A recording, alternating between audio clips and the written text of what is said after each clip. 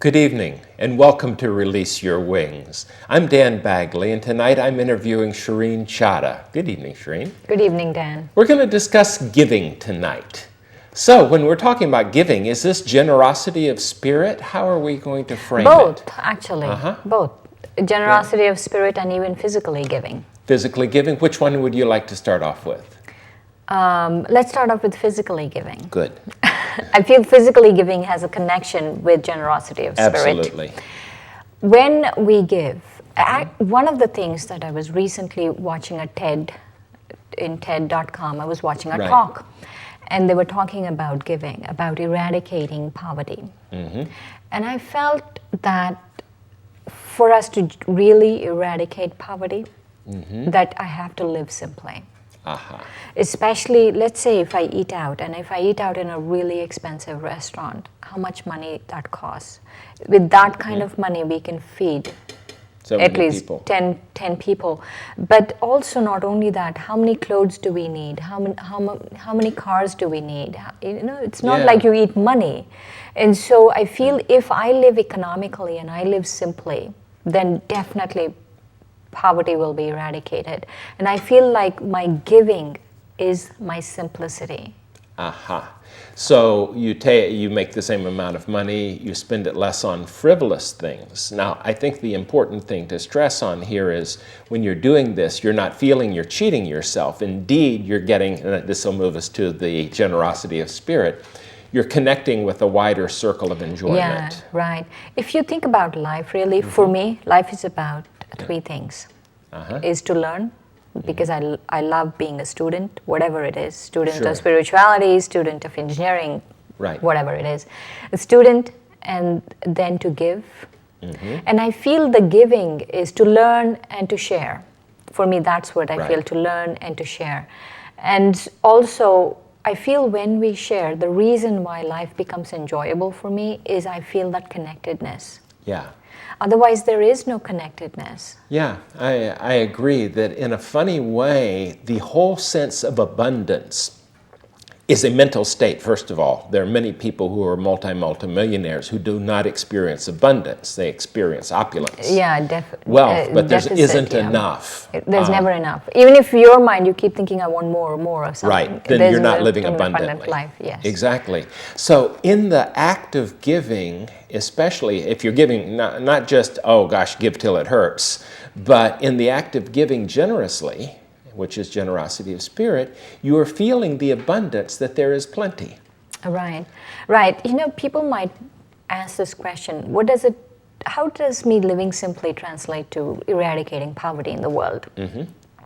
I feel that consciousness which happens, in which I live simply, I really feel that consciousness travels. Everything has a vibration, and for me, it's more important to vibrationally give something by my actions. My actions have a very powerful vibration, and that vibration actually transmits everywhere.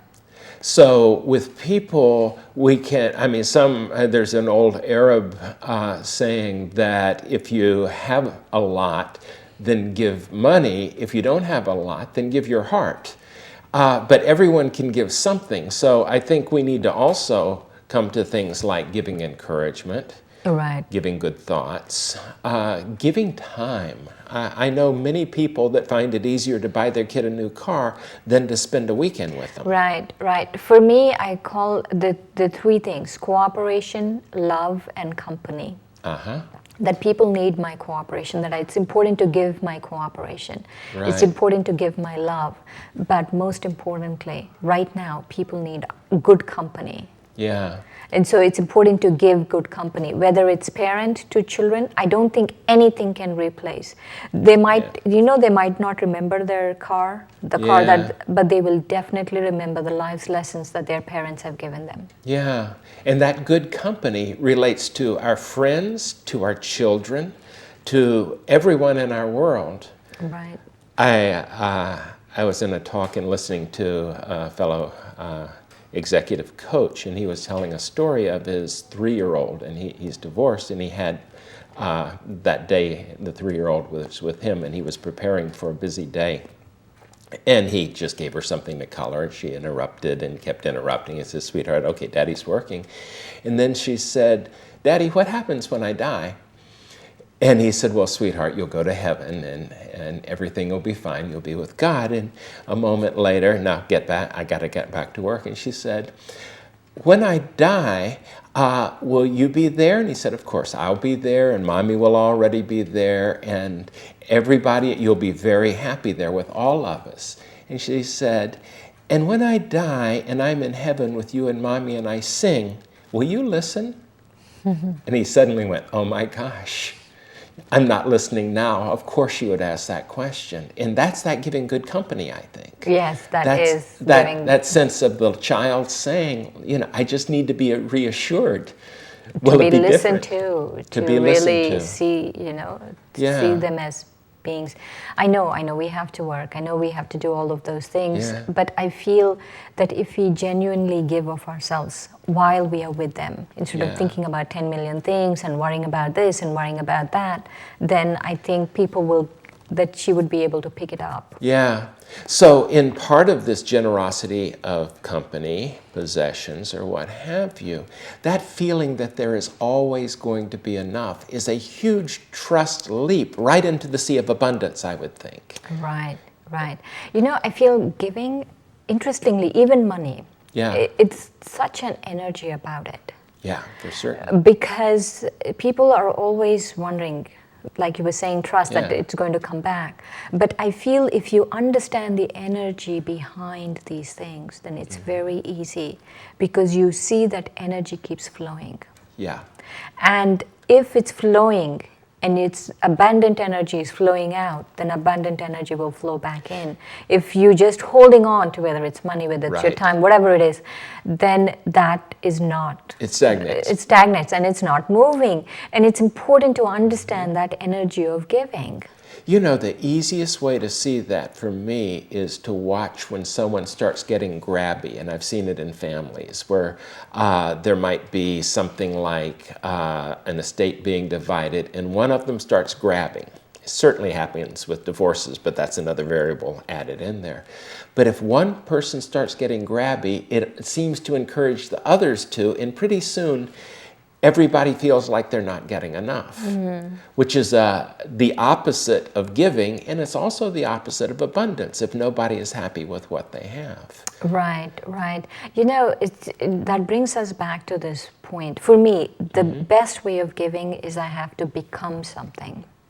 I have to become honest, I have to become abundant, I have to become fragrant, I have to become beautiful, like a rose. And then after becoming, if I really give, whatever I'm becoming, whether I become the embodiment of trust, whether I become the embodiment of courage, then if I give courage, then that really is a true act of charity. You know, like true act of giving, because I've become it. And then there's strength in that giving. I've thought of how many life lessons I've gotten from people that were virtual strangers, that there was something about them in their generosity of spirit, in their reaching out to help, that they had no idea that I existed beyond someone they encountered in the moment, yet I carried from that something. And that wasn't from their doing so much as from their being. And we if we've ever sat with people that are truly spiritual, you can feel it. It's palpable. Like a rose. You know, I was thinking about a rose just now when you were talking. A rose, when you go into a room, it's not really reaching out to give to you. It's just being. And in its being, it's giving so much, because there is that fragrance, there is that beauty, there is that color, there's that form, and all of those things. If we become all of these things spiritually, then we automatically just start giving. So in a funny way, if I can carry your rose analogy, the rose isn't trying to give, as you say, but it is being authentically a rose. And part of when we're not being authentic is we're not giving a real signal of who we are. And therefore, if we're pointing to our mask and saying, that's me, then that can't be giving of ourselves. By definition, it is covering ourselves up with the mask-like thing. So this giving thing, which I didn't expect it to do, actually moves into giving the essence of who we are, which is based on a way of doing that is authenticity, I would think. Right, right. You know, I was especially thinking about in silence. And I mean a spiritual silence, not a physical silence, because a physical silence actually has a different connotation. You know, people, or there's so many atrocities, we can't be silent and things like that. But I mean that silence of thoughts, where my mind is not in that chatter and there's not that cacophony of things going on inside. If I give that kind of silence to people, if I send those kinds of silent vibrations to people, I feel it's the highest act of giving. Because what happens is, I've noticed in that form of giving, that people actually transform. So what you're doing is sharing your serenity of sorts? There's a different power in that. There's a very, very different power in that silence, which transcends anything we can actually physically say happened. But for me, I feel if someone is really miserable about something, obviously there's something within them that's making them hold on to that misery. It's nothing external. I don't believe that at all. There's nothing external. You are in the cage and you're refusing to know that the door's open and you need to get out. And I feel, but what happens is that in that silence, they change, they come to those realizations themselves if I am giving that power of silence to people. So in that silence, there's nothing to push against. There's nothing to rail against. There's no resistance. If I tell them, it might not work, because they might tell me, but who are you? But if I'm giving them that donation of the power of silence, then they automatically seem to realize. It's kind of like a spiritual thing that happens.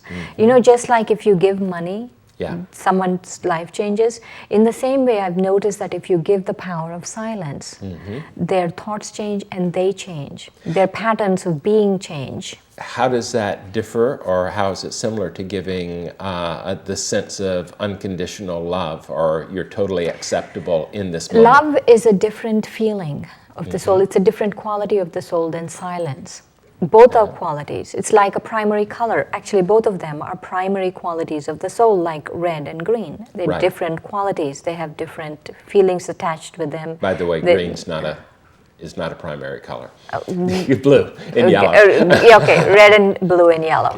And so the thing that happens is, I feel in that love is there, but in silence, the other soul also sees their own cage. They see their own mistakes, because their cacophony is not going. Because our own thoughts really trap us so much where we are. And if I'm giving that silence, then they come out of that. Got it. And that is giving someone the opportunity to be free of the chatter by not adding to the chatter with advice. So giving advice is not really in the thing of giving, which people are... No, if people ask you for it, and not only people ask you for it, because many people ask me for it and don't follow. And so if people ask you for it and you know that they're going to follow, is a different matter.